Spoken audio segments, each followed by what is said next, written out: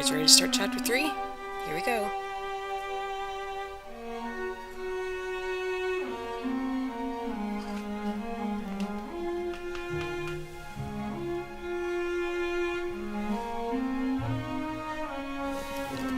Zoe. I swear, as soon as I start talking, she's like, oh, you must be talking to me. So let me jump up here and ruin all your shit. Inch bothers me. He's shown what he's capable of.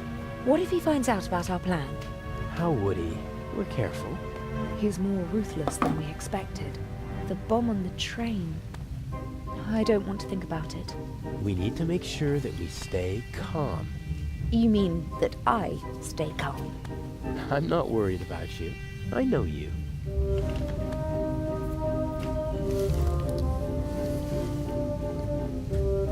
So... Shall we go over the plan one more time? Good idea. We know that Inch hid the first eye in the Baroness's luggage. I'll break into her cabin and replace the eye with a fake. Right. We'll steal the second eye in Cairo. And Inch will be caught in the act. It's simple. The devil is in the detail.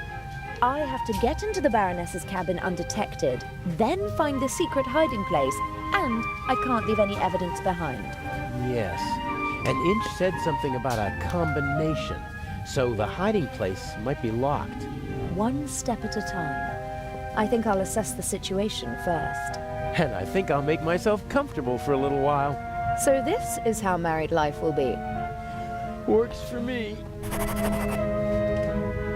Everything went according to plan in London? Except for the explosion, yes. The Bobby was right on time. Because he had a good tip-off. I had enough time to take the eye, but unfortunately there was no time to replace it with the fake. Where is it?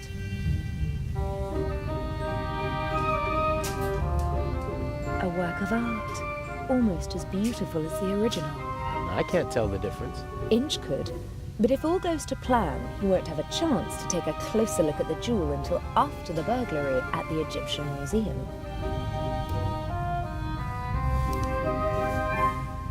Will Legrand cause any trouble? Everything's still going according to plan. That means he's clever, but not clever enough. And the Bobby? Peasant's cunning, nothing more. He won't be able to solve the puzzle on his own. There's still Inch. He doesn't suspect anything. We laid the foundation well. I've been his assistant for months already.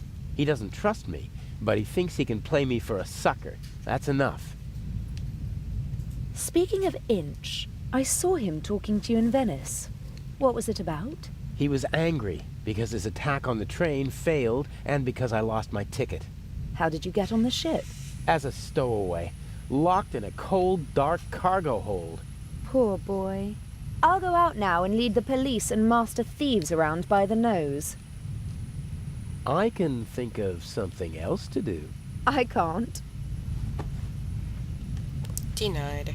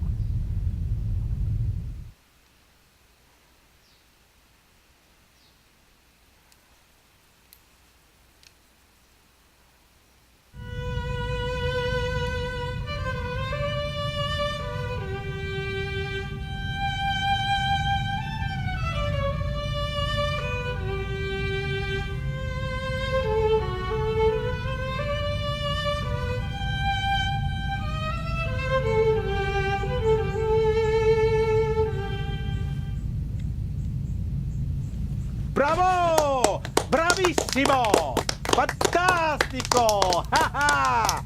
Would it be okay for you if I get some fresh air up on deck? Of course, my dear. Give my regards to the sea.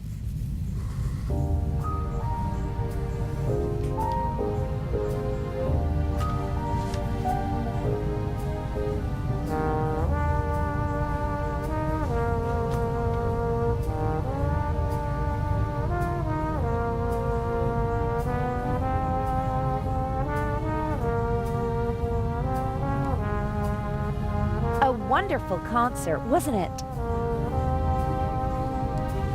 I wouldn't have expected you to be a connoisseur of classical music. Because I'm American? Because you're young and friendly and radiant. Someone like you doesn't have to know a lot to get along well in life. Are you easily prejudiced at your age? In my long experience, there's often a core of truth at the center of every prejudice. Prejudice is the reason of fools. Was that written in the book you once read? Oh, I've read many books. Good books. But not my books, you mean to say? You're a writer? Mm-hmm. What can I do for you, Miss... Mares. You know, I'm not planning on throwing myself at a man. I'm glad to hear it. You have to work. Earn your own money. Oh, I will. My grades are excellent, and I really want to study acting in New York. None of my books has ever been made into a good film. The stories were twisted, shortened, and simplified so that even the dimmest fellow could follow them. I want to do theater and travel. I speak 3 languages. That would be 3 more than most people your age can speak. Do what you have to do. But stay away from bad men. Is this your first trip on the Lydia? That's quite enough. Life is too short for conversations like this. I do wish that rather delightful Swiss policeman had come along. I heard you had an interesting trip on the train. It was thrilling. I'm hoping for an encore. Perhaps in Cairo. Mr. Kreutzer possesses impressive technique, don't you think? He certainly does. His numerous playmates in Austria can tell you more about it than I. You mean Mr. Kreutzer is a womanizer? I'm not talking about cheap skirts. I'm talking about expensive clothes. A man like him needs funds to support his lifestyle. Just go over to him, my dear. Tell the maestro that your family is wealthy. You have everything he's looking for. Money and a pretty face. Hold your tongue. Mr. Kreutzer, Lady Westbuckle, please. Or did you have your eye on me, Mr. Kreutzer? Old, yes, but rich. Jezebel. Mr. Kreutzer, Maestro.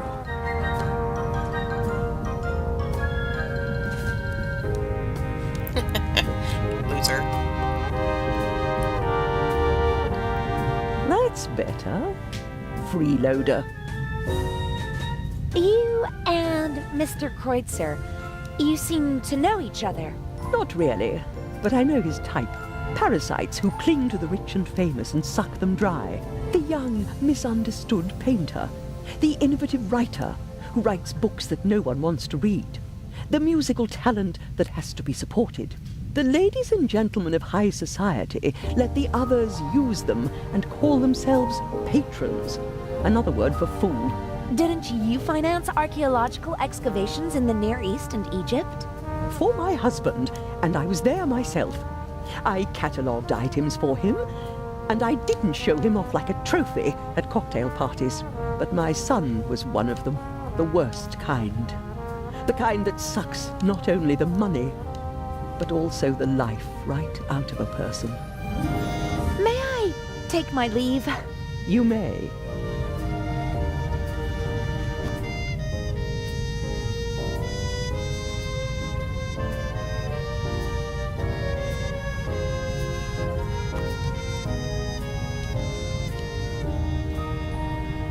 Wooden salad tongs, just small enough to carry around unseen. Introducing tongs.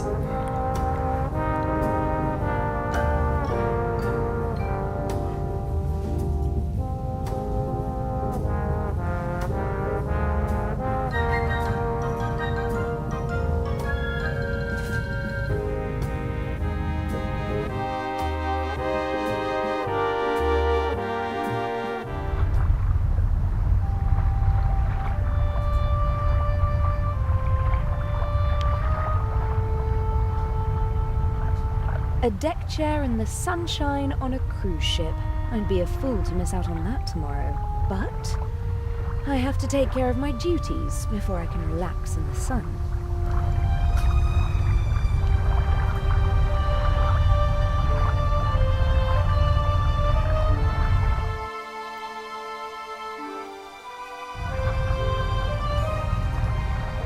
A handsome man and a talented musician, but he doesn't seem very happy.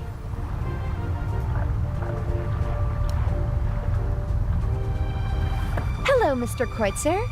Do you want to have a go at me, like the old witch in there? I just wanted to talk to you. Now is not the best time. I just wanted to tell you that I really loved your music, and that Lady Westmacott did not have the right to speak to you like that. Really? How do you know? You don't know me. Then, did she have the right? No, she didn't. That cynical old witch enjoys exposing the weaknesses of others, although we all have them. She as well. She lusts for recognition and acts as though it weren't so disgraceful.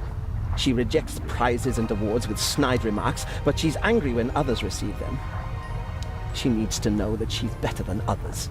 You seem to know her quite well. I've only met her once or twice, but I know her son and some of her friends. One friend of hers supported me for a long time. No one is brave enough to say it to her face, but everyone hates her. Her or her success? You're so talented. Why aren't you performing on the world's great stages? Fate, perhaps.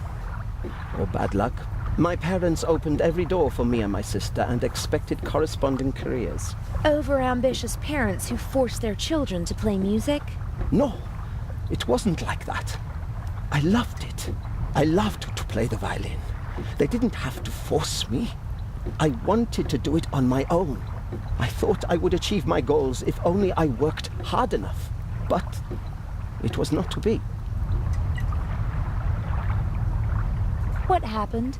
In a more dramatic story, I'd say that I broke my hand just before my big break, or that I was rejected because of my nationality or my name, or that I was brought down by a conspiracy.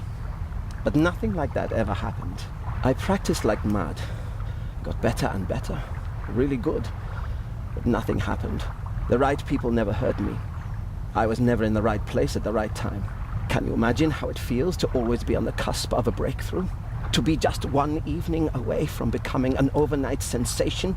To see how other, less talented violinists pass you by because you just aren't lucky enough? How terrible. For every star in the limelight, there are a dozen more that burn out unseen, fading month by month. I didn't want to be one of those people who waste their lives chasing dreams without realizing that they're unattainable. If I couldn't have the life that I always dreamt of, and that my family expected from me, then at least I could have the next best life. The next best life? Mansions, limousines, parties, everything you could wish for. Though none of it belongs to me. The lady called you a freeloader. An ugly word, but maybe not so far from the truth. I move with the rich and famous, and at first glance, I live exactly the life my father always wished for me. A carefree life, easygoing. And I play the violin, which I always loved to do. But it's not really like that. It's empty. My life is just a shell. A show, and everyone knows it. I loved something once, and I burned for it. But now, the violin is just an accessory for practicing my real profession. And your family? How could I ever look them in the eyes? A failed violinist who gave up. What does the future hold for you? Isn't it obvious? My hands are starting to shake from alcohol. What will be left once I lose my good looks? I'll have nothing then. And so I'll put an end to it all. You can't say things like that. With my father's pistol, I always have it with me. It's gone. Fate won't even grant me a quick death. Don't you think you can still make it? No. It's too late now. The real question is, did I give up too quickly back then? I don't know. Thank you for listening. Goodbye, Mr. Kreutzer.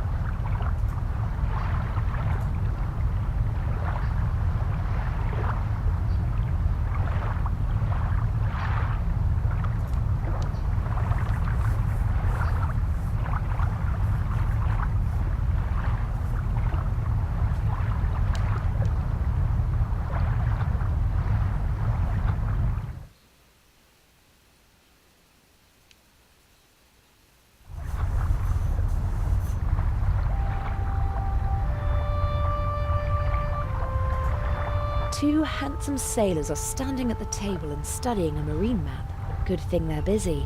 I can have a look around without being disturbed.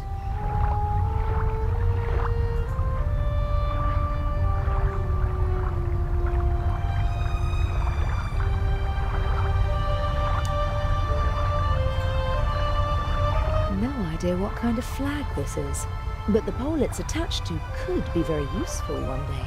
It's about 80 centimeters long and looks quite stable.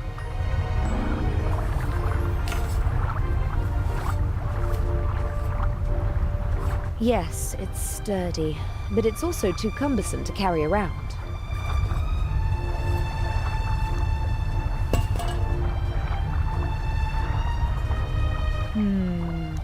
A classic. The thief enters through the ventilation shaft. Can it really be that easy? No, it can't. The cover is screwed shut.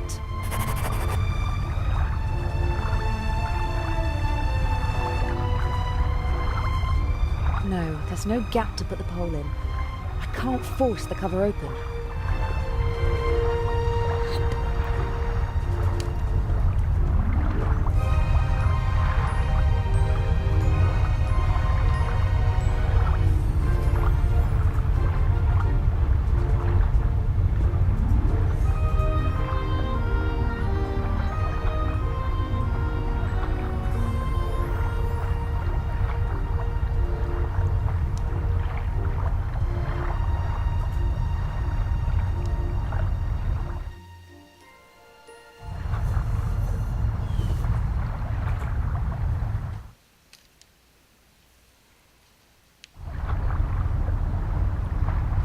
This should be the entrance to the cargo hold.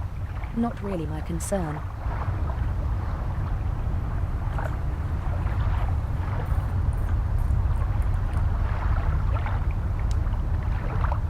Bull, curling, shuffleboard, all the same to me. I'm not interested in any of that now. The two of them seem to be in a private conversation. I'd better not disturb them. When Adil and I were following the professor in London, I was disguised, but that doesn't mean he won't recognize me now. No, I won't talk to them as long as I can avoid it.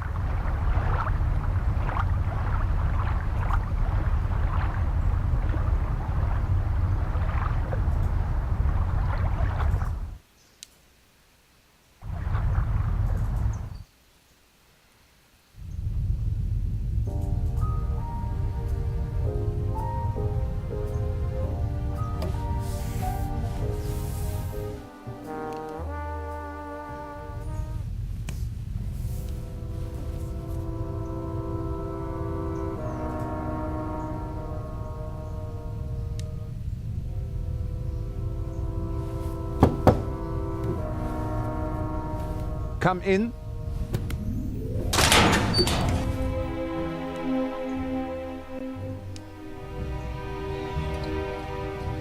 How can I help you, young lady? Are you the ship's doctor? Yes, of course. You see, that's what I thought, because you've got a uniform and And you work in the medical center. Well spotted, young lady. My name is Dr. Gebhardt. How can I help you? What are the other passengers like? Listen, young lady, I do not really have time to chat right now. Today is my first day, and it is going differently than I had expected. You do seem a little stressed. Maybe you should relax. Stress isn't good for you. You're right. If there is nothing else I can help you with. But you weren't really helpful at all. Maybe I'll come back later. Bye now.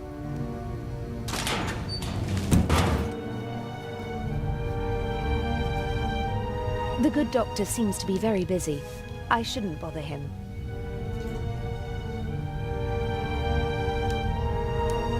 Several journals and magazines. Ah, this looks pretty interesting. Art and culture today.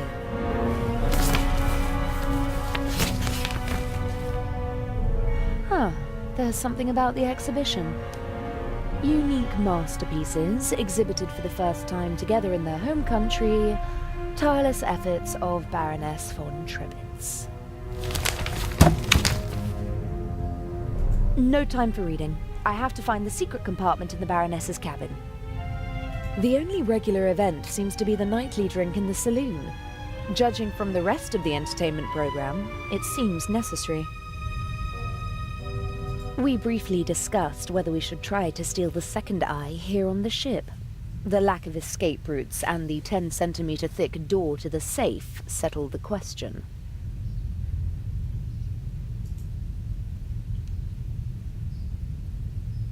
Legrand is an important part of our plan. He's the one who'll arrest Inch in the end. But there's still a lot to do before that happens.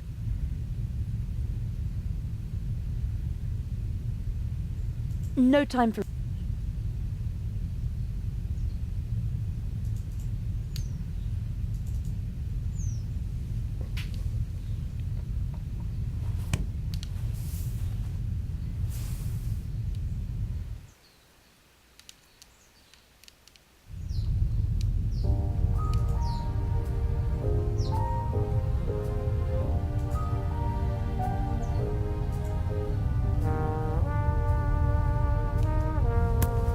I'm sure I could help you if...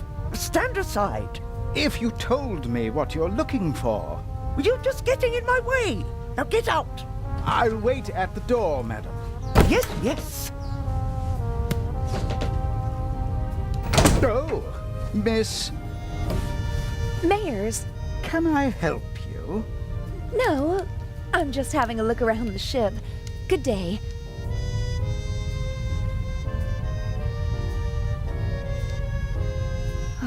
That was close.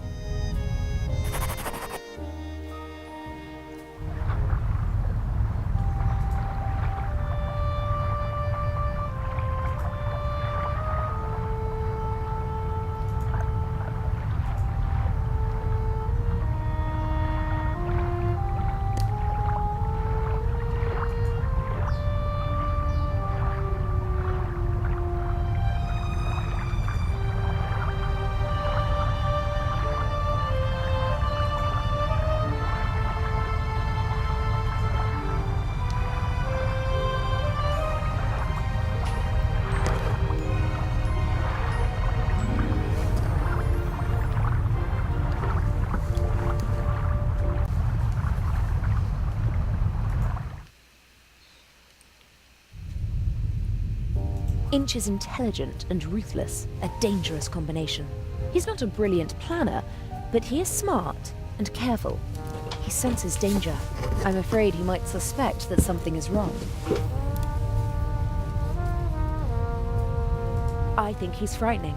You look in his face and you'd believe that he's at peace with the world and himself.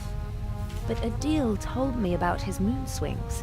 From one moment to the next, the mask falls away, and he's capable of anything. No use worrying about him now.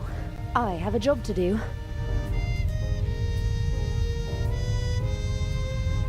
Inch is watching the door. I need another way into the cabin.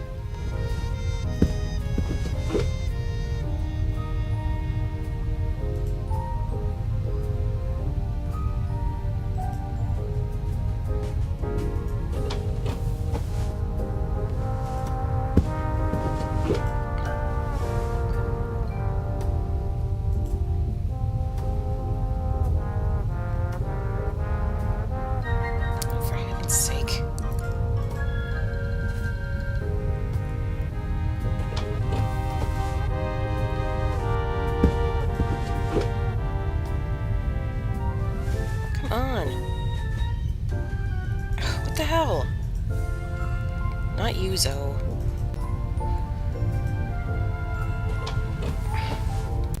There we go.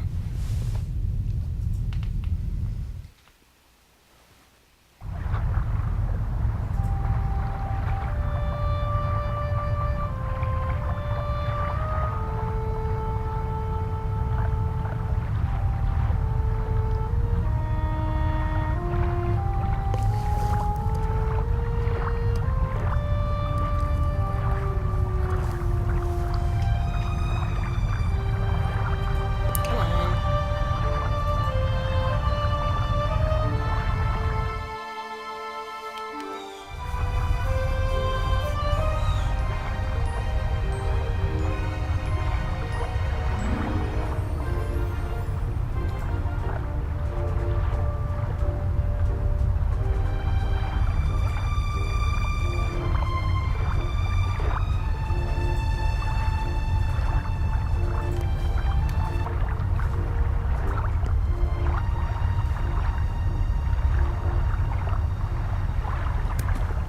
All the first-class cabins have their own ventilation.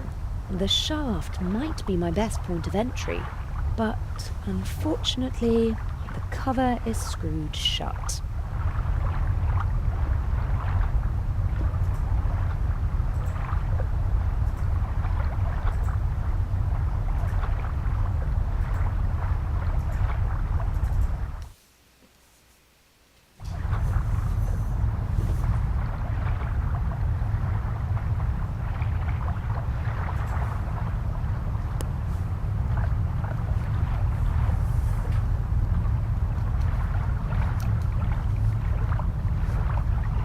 Practicality was definitely placed ahead of design here. I guess the Lydia regularly docks at harbours that don't have their own gangways. And rather than make the passengers climb ladders, they opted for the less beautiful alternative.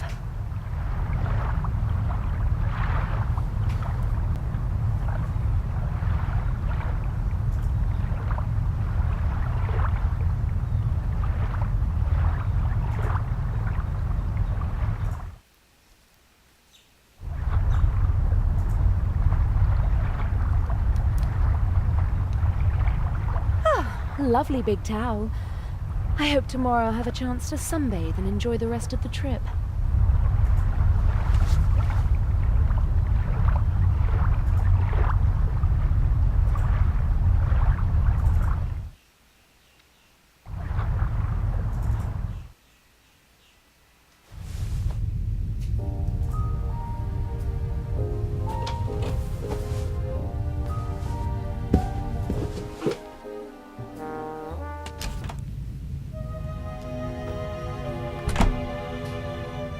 He has the enviable talent of being able to sleep anywhere, anytime.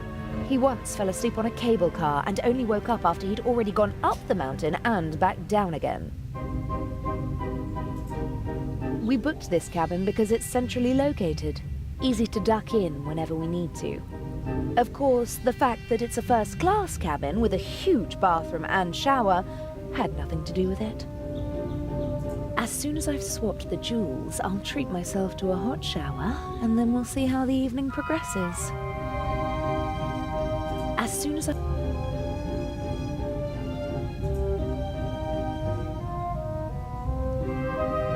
don't like wearing hats, but they do fit the role.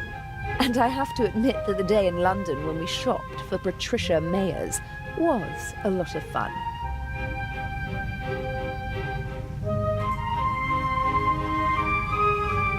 It happened pretty fast between us. It was magic when we first met. Birds of a feather flock together, and he can be very charming.